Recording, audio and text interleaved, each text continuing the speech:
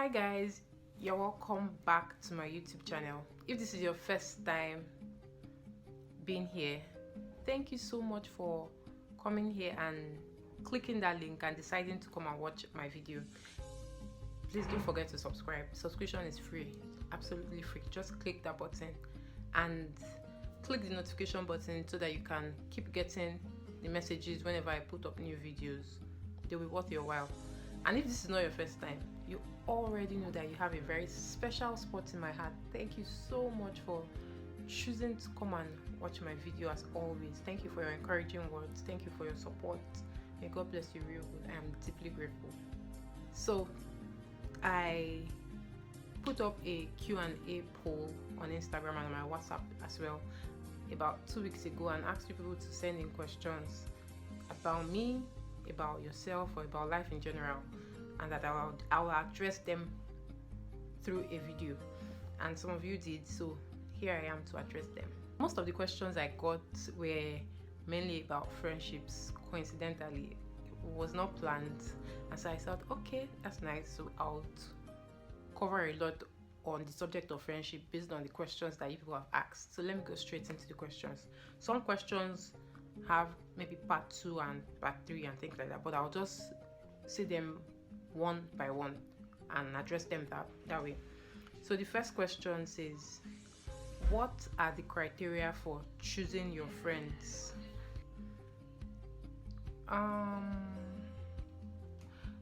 In terms of friendships, okay, I think let me just if you're asking me for my own self or generally, I'm not sure which, but let me start from myself first.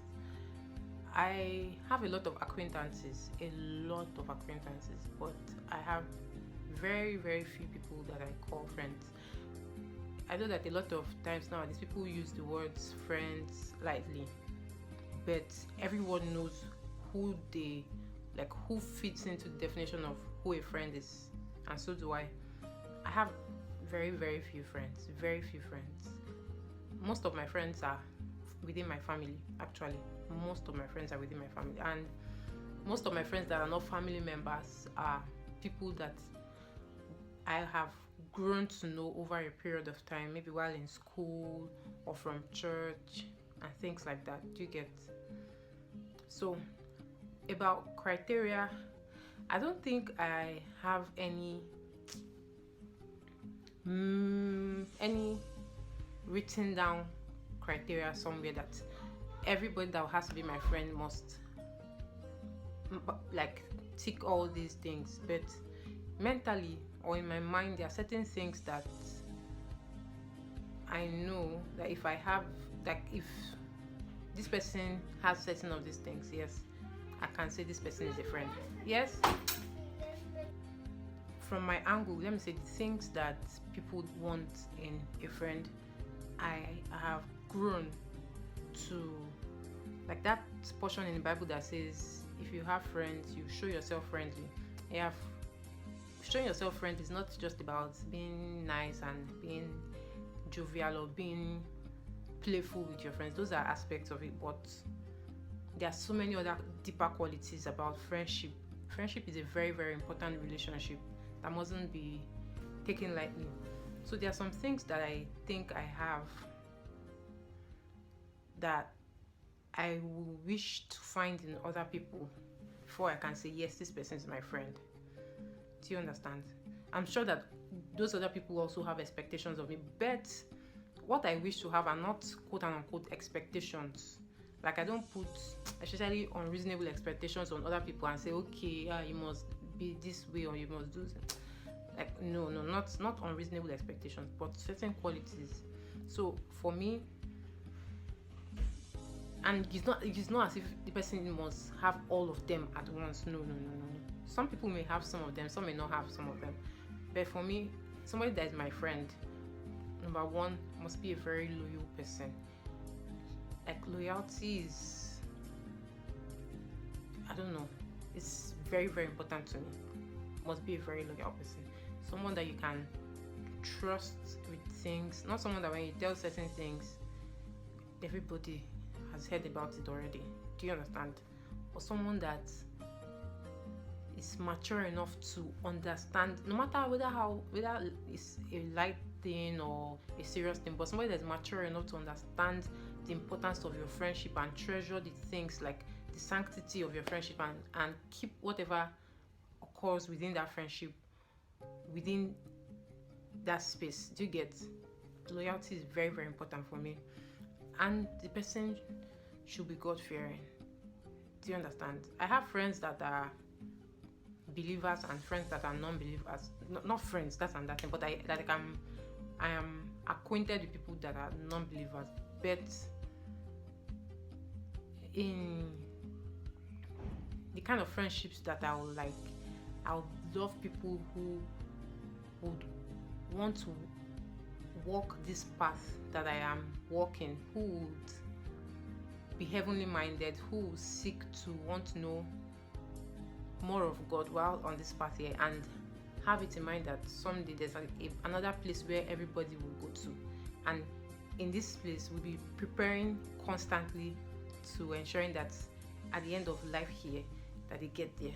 Not people who are pious or religious, not churchgoers, not people who just do activities in church, no, but people who have a personal relationship with God. Because when you have those kind of friends, when you share things with them or when you talk to them about certain things, a lot of times they'll take you back to God. And those are kind of friendships that I love, so that iron sharpens iron, so that we can all have the same, how do I put it, so that we can all have the same mindset. Do you understand? Like you must, like, not, I don't like using word must, like you should have that kind of mindset. Do you get? It's someone that is heavenly minded, someone that is godly, someone that is God fearing, not based on religion, but in every sense of it, somebody that has a relationship with God. And then also somebody that is positive minded. You know, there are some people who, when you say something, they're always skeptical, always pessimistic about things, always finding faults with people. And then I don't like friendships where instead of talking about us or talking about things that concern us, or about how we can progress or evolve positively in every area of our lives, where you're talking about other people. Like, I'm not interested in talking about other people when they are not there. So if I notice that somebody has that kind of attitude, then I'll be weary of such a person. And okay, so what else? What other thing? Yeah, somebody just supportive, just, I don't know, just has a balanced mindset and a positive outlook to life in general. So the second question says, what would you do if a friendship you once cherished goes sour and a once trusted body goes bad mouthing you almost everywhere? Okay, that's serious. Okay, the thing is, I think I will have to first be sure. You know, sometimes we may tend to imagine that is what is happening, but except there's proof, then I don't think you should imagine that is what is happening. If somebody is coming to tell you this person said this and that about you, this person is bad mouthing you all about, and things like that, if there's no proof, if there's no evidence that yes, this is true, I don't think it's okay to imagine that is what is happening. But if there's any evidence, I think the best thing is to ask the person, is it true that you did or you said these things about me? So that I'll hear from the horse's mouth. I'll know, okay, yes, this is what, yes, it is true, or no, it is not true. Person, I'll get the right. It's better for me to clarify things with that person directly, because I know what it means to just imagine that, not imagine, even if it's like to hear real things that people say and not clarify them. and I know it's not healthy. I know it's not a good thing at all, because your mind will not be at rest, and you just be imagining, so this person that I trust a lot, this person did this and did that about me. So I think the best thing is that whenever and you have any issue with, that's one lesson I've come to learn in this life. Whenever you have any issue with anybody, address it immediately. Like, address it. Let the issue end. Don't let it fester for longer. No, don't let it. Yes, don't let it go on for long. If not, the story will keep developing, and you keep finding new points all around it, and even without not clarifying that person did that or not. Do you get? So I'll advise that if such a thing happens or happened, meet the person and ask the person. That's from my heart. That's the best advice I'll give you. That's the best advice I'll give you. The next question says, how do you manage time, and how did you get a precious, loving personality? Thank you very much for the compliment. Thank you so much. Which should I address first? Okay, let me address the time management. I just know that every time I get is a gift, and I can't afford to not use it very well. Even in moments where I'm not doing any physical thing, even when I'm resting, I ensure that I am resting very well. Even when I'm playing, I'm ensuring that I'm enjoying the play. Like, I don't waste any time. I don't know. I don't even know what it is like to waste time. That's the thing. So how do I manage time? I have planners.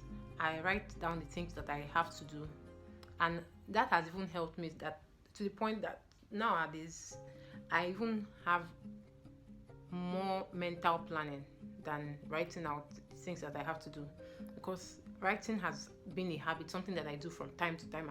So it's almost like my memory or my mind is on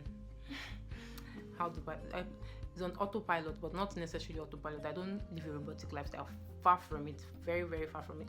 But I ensure that the things that I have to achieve, I do them when I need to do them, and I don't pack a lot of things in my schedule. I don't say, to show how productive I have to be, I have to have a lot of things in my schedule. No, I prefer to do few things thoroughly than do so many things and not do them very well. Do you get? So that's how I manage my time. I'm very time conscious, very, very time conscious, very time conscious, and I like to multitask as well. And what else? And I also think the support I have around me helps as well, because if I have people who stress me in certain ways that it feels as if my time is not mine, like it feels as if my time is just for them, then I think it will affect me a great deal. I think I also acknowledge the fact that I have a very good support system around me, so it makes my time feel longer than the usual day, the usual 24 hours in a day. That's what I think. That's what I do. So how did you get a precious, loving personality? Okay, I just think I like that people should just be good. I don't know. I just like that people should be kind to other people. People should just do what is right. And the thing is, you can't necessarily do what is right by yourself without the help of God. So knowing God and like having a perspective of what life can be like through the lens of God's eyes, or through God's lenses rather, is one of the best decisions that you can ever make. If you have the mind of Christ, you see things a lot differently.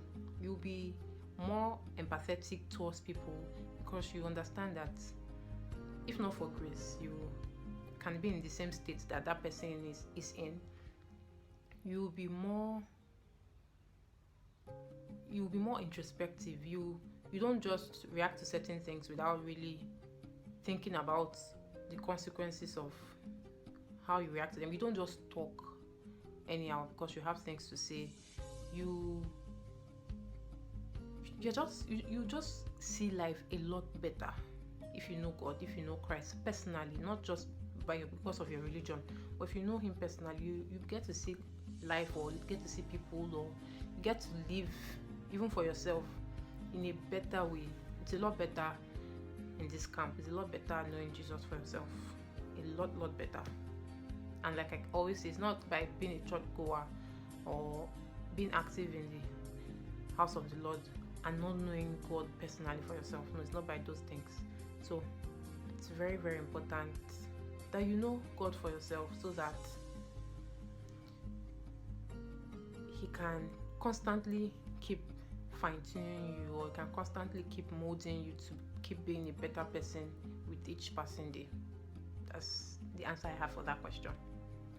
The next question says, please, why is it that people you helped or who you call your friend always turn out to be an ingrate and wicked to you in return? I don't know. It's just life. Life is white and black. This is the real world. In an ideal world, people shouldn't be like that. But this is life. This is real life. And the thing is that, except the person is evil, a lot of people may not want to actually be wicked or actually be ingrates. But I don't know. It's just life. And the only way not to feel this way that you feel about people doing these things to you is to just in advance make excuses for people.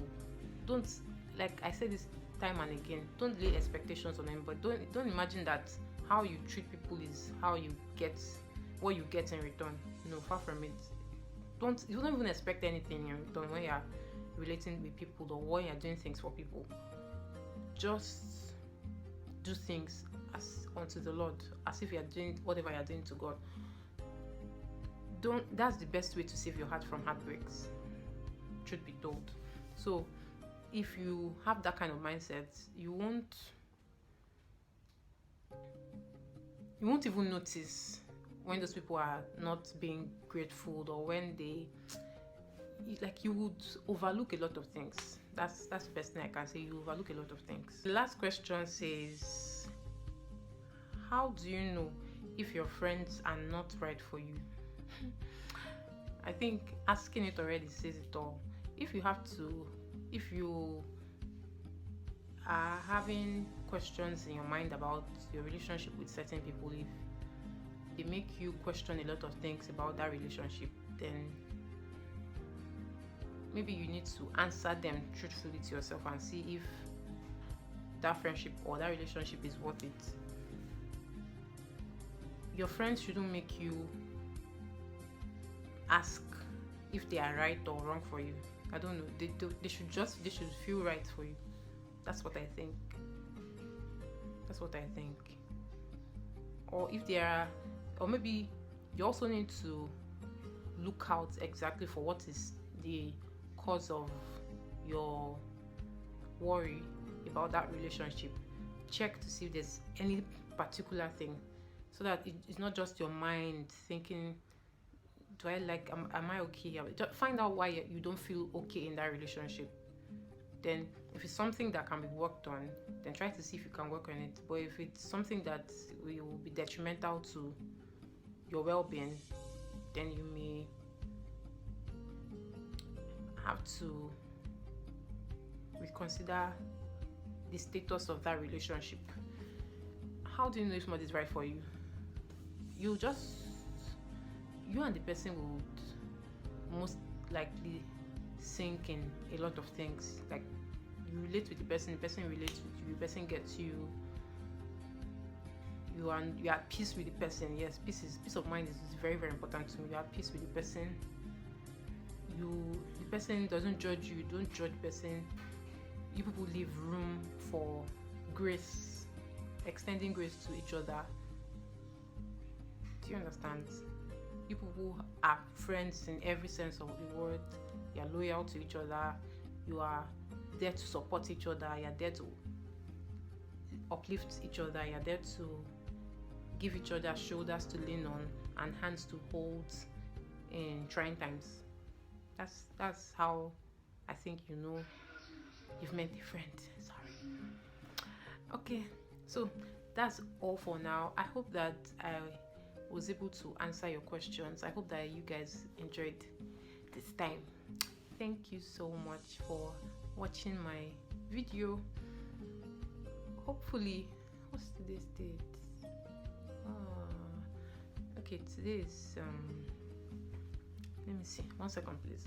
Alright guys, so that's the end of my video. Thank you so much for watching, and if you have not subscribed, maybe because you were enjoying the video and you couldn't when I said you should, please don't forget to subscribe, and please do well to leave your comments here on YouTube. Let's engage here. Do you get? It means a lot to me. Thank you so much for watching, and don't forget to share with your loved ones as well. God bless you real good. Take care of yourselves. Bye.